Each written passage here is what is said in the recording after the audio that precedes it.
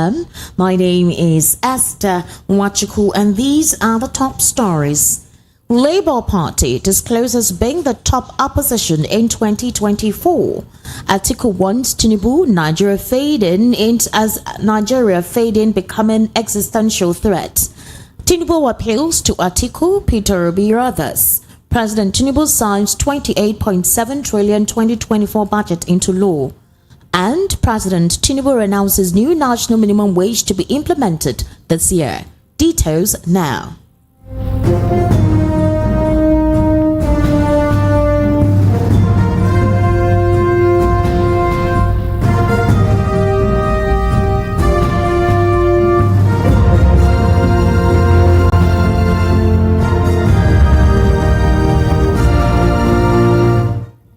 The world news begins with the presidential candidate of the Labour Party, Peter Obi, today disclosing that his party in 2024 will adjust to a new role as Nigeria's main opposition party.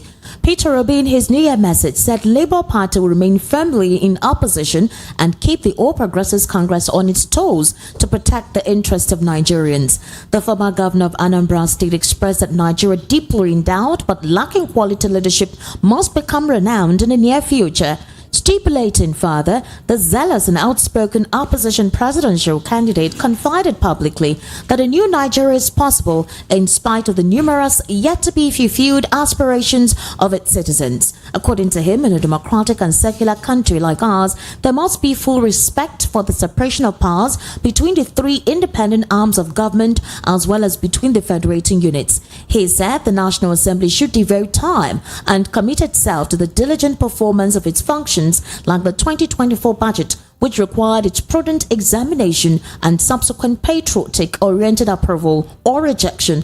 Expressing his heartfelt and warmest greetings to all Nigerians, Peter Obi prayed to God to bless them richly and grant them good heart desires in the year and beyond. Meanwhile, former Vice President Atiku Abubakar has warned that Nigeria in the nearest future will face existential challenges in 2024. In his 2024 New Year message, Atiku, who was the People's Democratic Party presidential candidate in the 2019 and 2023 general elections, said time and season were created to take stock of realities and effect necessary amends. He charged President Bola Tinubu's led administration to show a clear direction of its policy projections and desist from the subsisting behavior of groping in the dark in 2024. He bewailed the current intensity of the trying times many families and businesses are going through, adding that an entirely different pathway could have been taken had the government been more competent with its policy prescriptions.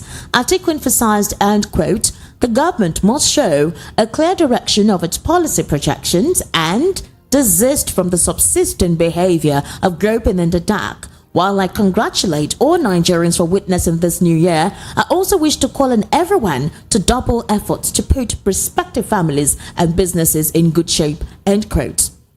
Similarly, President Bola Tinubu, in his 2024 New Year address, extended an appeal to his former presidential election rivals, including Atiku Abubakar of the People's Democratic Party and Peter Obi of the Labour Party, urging them to join forces for the nation's welfare. President Tinubu emphasized the need to transcend political divisions, stating that the election period is over. He stressed the importance of uniting under the common goal of advancing Nigeria, setting aside past differences to focus on the country's future.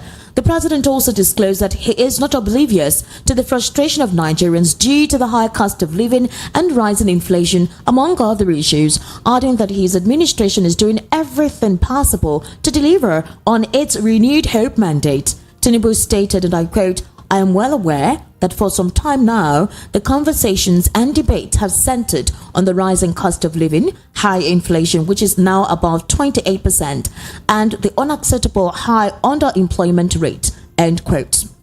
Meanwhile, the president has signed the 28.7 trillion 2024 budget into law. The president, who arrived at his office from the airport at exactly 2 p.m., headed straight for the brief budget signing ceremony surrounded by senior government officials. He assented to the 2024 appropriation bill at a brief ceremony at the presidential villa in Abuja today. The ceremony was witnessed by the President of the Senate, Senator Godswill Akpabio, and the Speaker of the House of Representatives, Honorable Tajuddin Abbas, the Minister of Finance and Coordinating Minister of the Economy, Mr. Wale Edu, Minister of Budget and Economic Planning, Alhaji Atiku Bagudu, and the National Security Advisor, Malam Nuhu Madu, were also in attendance. Also with the President was the Chief of Staff, Femi Gbajabiamila, National Chairman of the Really No Progressives Congress, Dr. Abdullahi Ganduje, Chairman of the Senate Appropriation Committee, Senator Olamileko Adiola, amongst others. VOP News understands that Tinubu signed the budget days after the 10th Senate passed the 2024 appropriation bill. Now, to talk about this and more issues on the world news at 6, I have via the telephone a legal practitioner, a social and political affairs commentator, and that is Barrister Evans Ifeli. Barrister Evans Ifeli, good evening, and once again, Happy New Year. Good evening. Happy New Year to you and our listeners. Thank you so much. I want to first of all start off with the president's broadcast today, where he talked about the fact that he knows that Nigerians are suffering dearly. He also spoke with the opposition, that is the presidential candidate of the Labour Party, and as well as the former presidential candidate of the People's Democratic Party, Atiku Abubakar, asking them to work together with him so that they can move the country forward in 2024, considering what the conversation has been all about. But I want you to know that the budget that was signed today, 1.2 trillion naira was increased. The first time the president presented the budget, it was 27.7 trillion naira. As of today, the new budget is 28.7 trillion naira, an addition or rather an increment of 1.2 trillion naira. Now, Barrister Evans Ufili, this is a president who just spoke with us in the national broadcast to understand, to be patient, that the policies he has implemented will work this year, 2024. But we can see the cost of governance. We are seeing what the budget is stipulating, the increments put into it by the Senate. Please, can you briefly explain to me how the president's words can be taken seriously and how Nigerians are meant to trust him when he gives such a monument? Well, the process of putting forth a budget is an executive bill. Yes. It starts as an executive bill.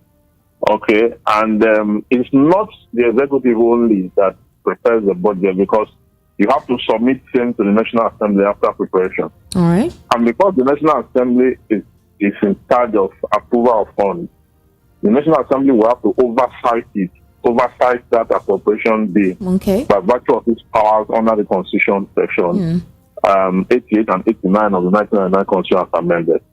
So it was during the oversight, when the National Assembly were oversighting it, and it came to the fore that because the budget was benchmarked against the price of crude, at 7.7, at 77. Now, the price of crude has increased, globally. Now it is at 3. Yes. You understand?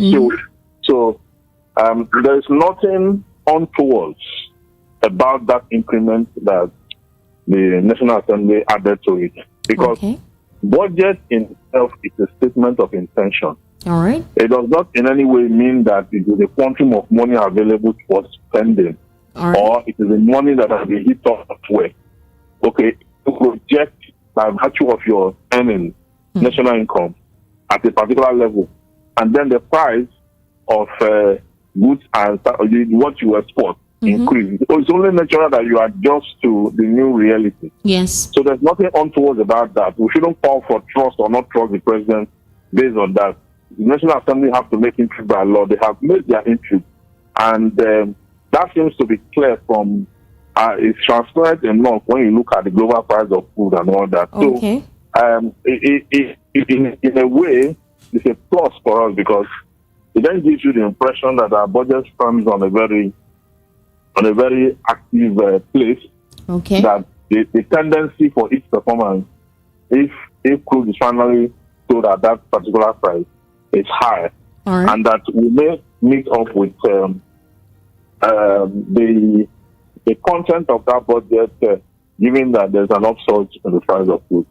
Okay. Barrister Evans Ufeli, the president's broadcast this morning, there's a reason why I asked you that question as to if Nigerians have the propensity to believe what the president eschewed today in his live broadcasts, this is the third time, let's just say this is first time this year, but on two previous occasions, 2 times the president addressed the nation. Afterwards, apparently we did not see any physical relief afterwards, after he made the announcement, after he gave a national broadcast.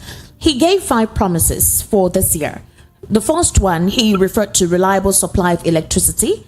He also stated categorically that he will restart local refining of petroleum. He also stated that he would boost food supply, boost local and foreign investments, as well as the actualization of 8 priority areas in the 2024 budget, which is security, job creation, poverty reduction, and others. Now, with what you have noticed in the 8 months of the president being on board, is it possible for these 5 promises to be actualized this year? These are statements that must be backed up by action. The president talks about great jobs. Creating jobs in Nigeria now is quite very. I don't know why the president is doing that. You need to ask the fears of people. Where are the parameters? Where are the investments done so far? Is it creating jobs through agriculture, or creating jobs through entrepreneurship, or creating jobs through giving soft loans, or developing? And the middle class and sub-middle class have left the country because of the way the country was managed. And that was a class that was into entrepreneurship. Okay. So now the lowest class, the market women, the daily, those who do daily jobs and feed on the daily jobs, they're going to create employment by giving them soft loan, or dragging them into the middle class by virtue of empowerment, and empowering them to now start small scale and middle scale businesses. I mean, it's not, he just said a great job. One of the problems I have with President Buhari is his inability. President Buhari or President Bola Tinubu? Sorry, President Tinubu rather. Okay. One of the problems I have with is his inability to make explicit statements reaching, persuasive and convincing with thorough details. He does not give thorough details, and I find that very, very difficult to understand. Why that? I know there are people who will say, "Oh, but just a presidential speech, he couldn't have given all the details there." But when a presidential speech is made, there should be a policy to follow up on, equal to the national broadcast of the president on the first day of January, 2024. The Ministry of Labor and Productivity, have hereby put up this policy to the effect that the president mentioned that employment will be this, that. Therefore, we are in line with that, getting the following persons from each state, or the following from, the policy that will empower.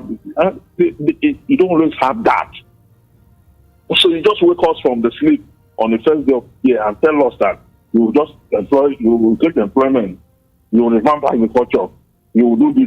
Then the next time we'll hear all these things is the next time you want to give a speech again, maybe next year.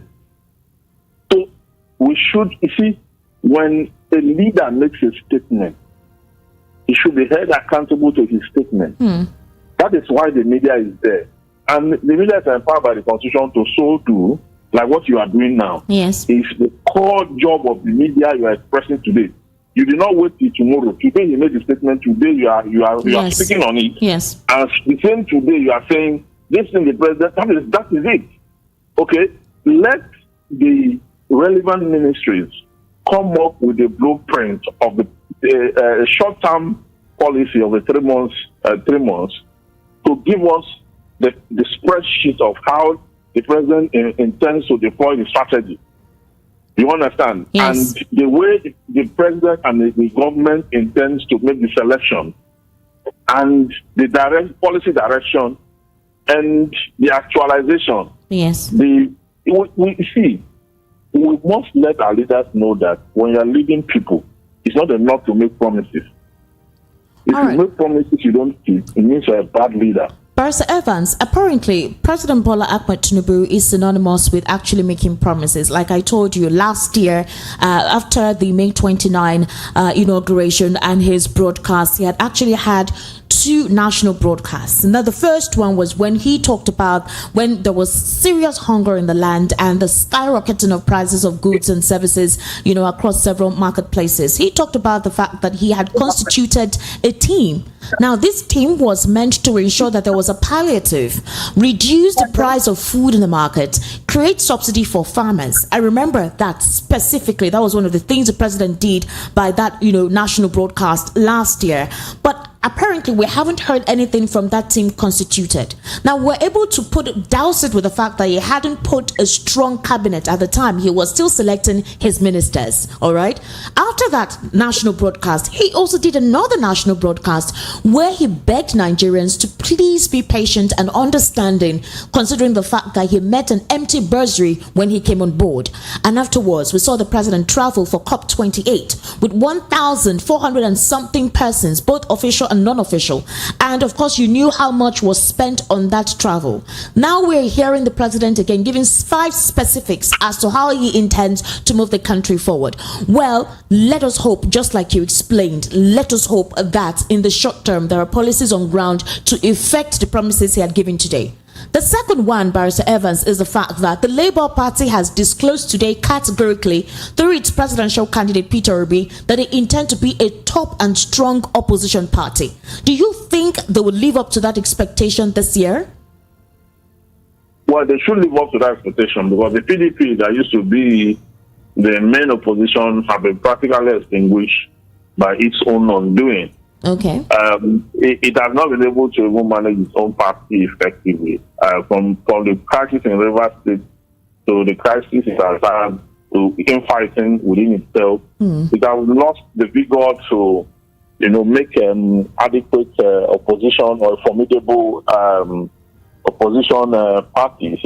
Now you have Labour Party and you have the other ones. In the PDP, the only person speaking is atiku, which is not supposed to be the publicity secretary of the party making pronouncements on opposition and all that. So, Labour Party, for me, I think, can live up to that because as far as I'm concerned, Labour Party is not just PDP. In fact, the supporters of Labour's party and the actual registered members of Labour Party they are people of unsurmountable energy. We saw that during the last election. So you don't need, just go to Peter's Space. And today, I've been on Peter's Space all through today. And when you go there, you will see how that people are canvassing seriously that the LP creates a formidable opposition to the government under reference. Because the good thing about opposition is that it helps the government in power to sit up. And then when they are criticized, their policies are, tested, and people get very, make critical statements about policy direction and all the things they are doing. It helps them to check proper, to double check each time they want to make statements like that. And we have Sarah, which is a natural opposition in itself. We have the LP, we have the atiku, who is single-handedly doing that. We also have Nigerian citizens, okay? So he made a statement that Peter Obi and atiku should join him and all that. Yes, he did so. Democracy is not structured in the way that everybody will join you. That is why it is politics of free will, okay? The people who are supporting Tinubu, they are sufficient enough for him to succeed. Okay. So he needs to leave others who have chosen to be opposition to also do their job, because the job of an opposition too is not to destroy, as it were. All right. Is to also make sure that you are doing the right thing. They are calling you to order. They are cautioning and they are criticizing. Yes. That may will also help. Okay, to drive your policy, to take it to a logical conclusion. All right. But the most important thing is that the policy and whatever it is you are coming up with must have a reflective value on the life of the citizens. We can't say this enough. That's democracy Okay. Democracy cannot be in isolation of the people. All right, but Barrister Evans, before I let you go, it's quite important that, like you rightly said, the PDP has not been living up to the expectation as a supposed strong opposition, as it were, as it used to be. Rather, it's just basically making statements on selected issues in the polity. Now, I recall when Femi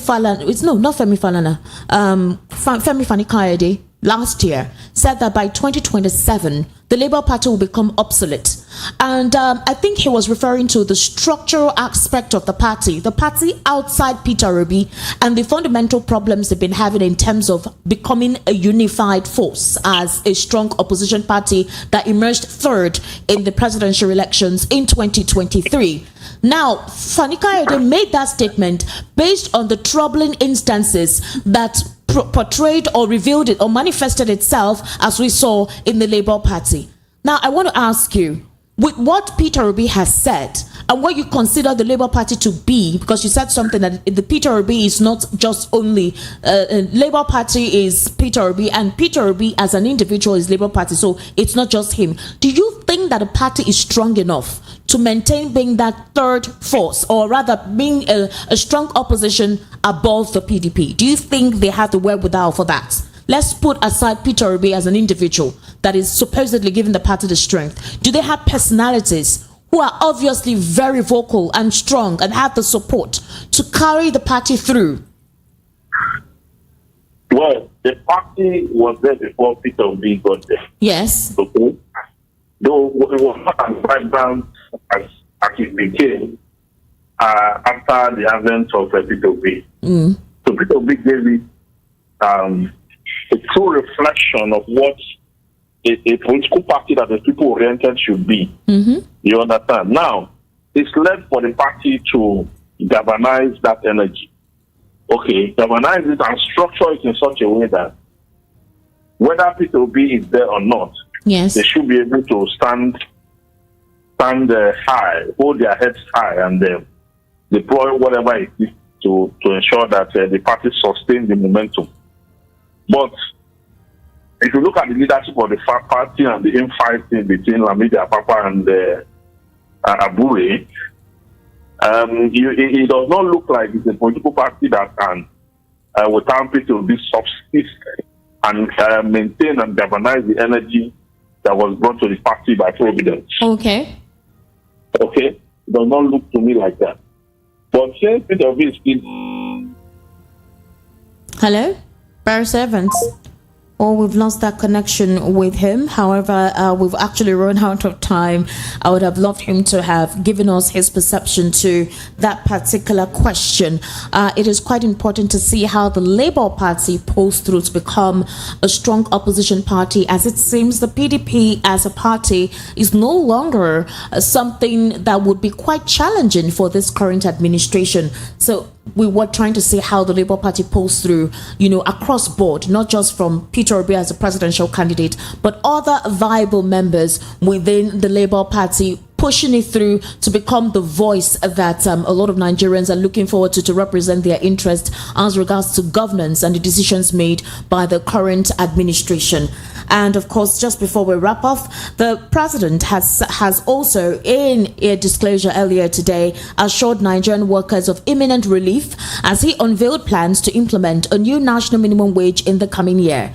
During the New Year's Day broadcast, he pledged his government's commitment to ensuring that the impact of governance is palpable and beneficial to every citizen. He emphasized the imperative to address the economic aspirations and well-being of the most vulnerable sectors, particularly the hard-working labor force. President Tinubu highlighted the moral and economic significance of the impending wage increase. He affirmed that such a step is not only sound economics, but also a morally and politically correct action. Furthermore, the president articulated a robust commitment to economic reform, particularly in fiscal and tax policies. He said his goal is to simplify and streamline these policies to create an environment encouraging business growth without impeding value creation.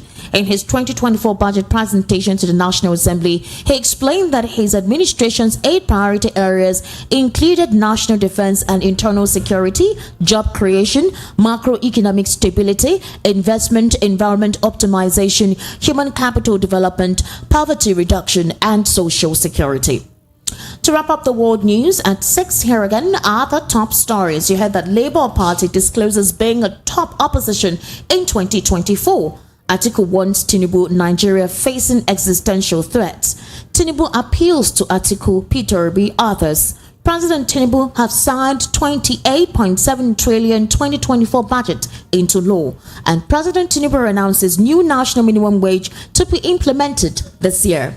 That's a wrap on the world news at 6 on Voice of the People 90.3 FM. My name is Esther Nwachukwu. Once again, Happy New Year to you. Up next is the Evening Rush with Precious.